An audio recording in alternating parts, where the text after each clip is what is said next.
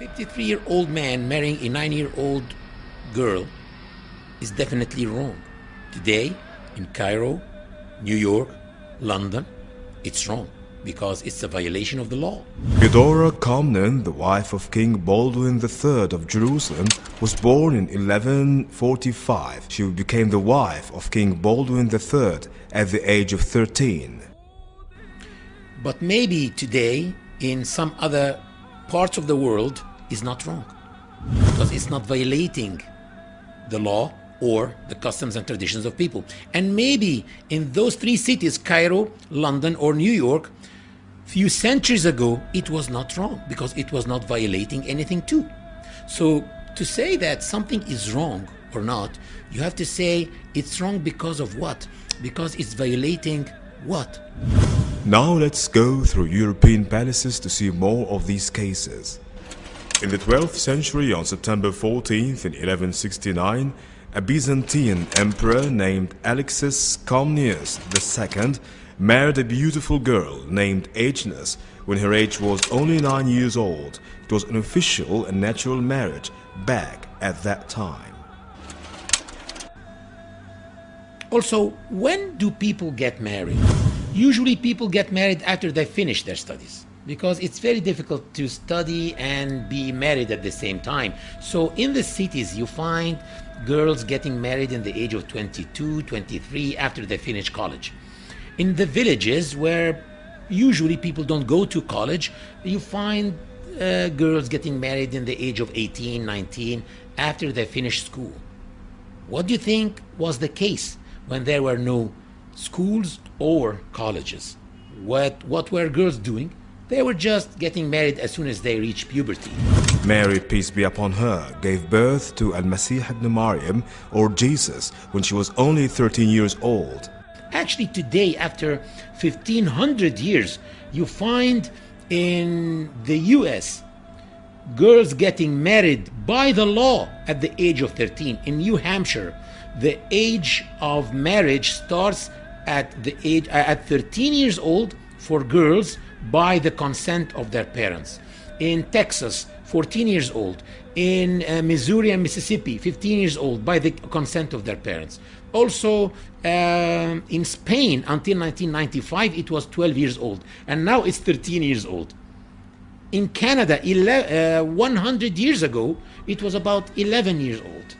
So it's unfair to judge people according to today's laws and customs. You have to judge people whether they were doing something wrong or not according to their own laws and their own customs.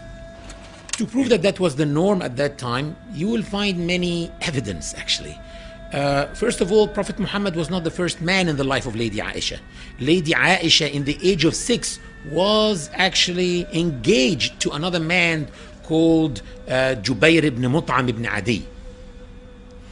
And you will find also that one of his wives were Lady Safiya bint Huyay ibn Akhtab, the daughter of one of the biggest names of the Jewish tribes in Arabia, Huyay ibn Akhtab. And he married her, according to some records, in the age of 14. And he was her third husband. What was her age when she got married to her first husband? Maybe 10, maybe 9, maybe 11. So even the Jews at that time were marrying their girls in that early age. Also, you will find that Prophet Muhammad married Lady Aisha in the age of 6, but he did not consummate the marriage except in the age of 9. So what was he waiting for 3 years? If he was a pedophile, God forbid, or a child molester, he could have consummated the marriage in the age of 6. But what was he waiting for 3 years? Puberty. And some people here may say, and who said that when a girl reaches puberty that she can get married? Simply the Encyclopedia Britannica. I opened the Encyclopedia Britannica, the 15th edition, volume number 26, page number 850, and I found the following definition for puberty. It says, in human physiology, Puberty is the stage or period of life when a child transforms into an adult normally capable of procreation. In 1184, Margaret, the Empress of Hungary, got married to Isaac II, the Byzantine emperor, when she was only 9 years old. This is why it's illogical to criticize the marriage of the Prophet Muhammad, peace be upon him, to Aisha, the daughter of the Prophet's closest companion, Abu Bakr.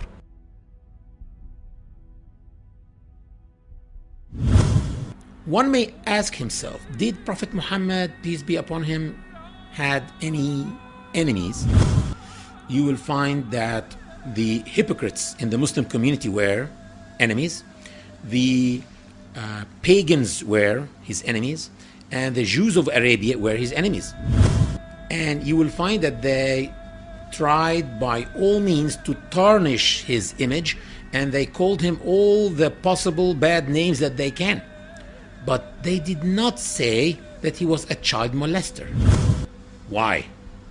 Did they forget? That would have been an excellent way to damage this man and this new religion, but they never used it because simply it was the norm to get married to girls at that age, at that time. And for those who say that she was a molested child, molested by Prophet Muhammad, peace be upon him, I ask them, do molested children love their molesters? And if you want to read the perfect love story, Shakespeare.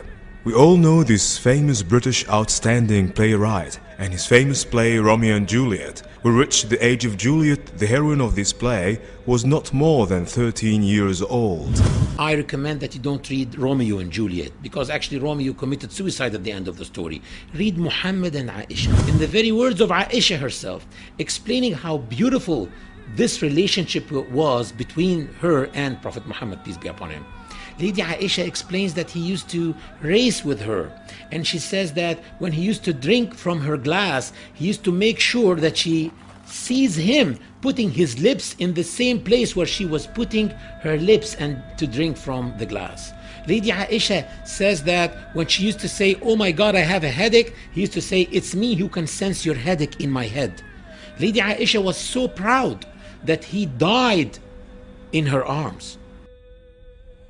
على رهبته المتبسم اقرأ نبي الله اقرأ وابتهل وبذكر ربك يا نبي ترنم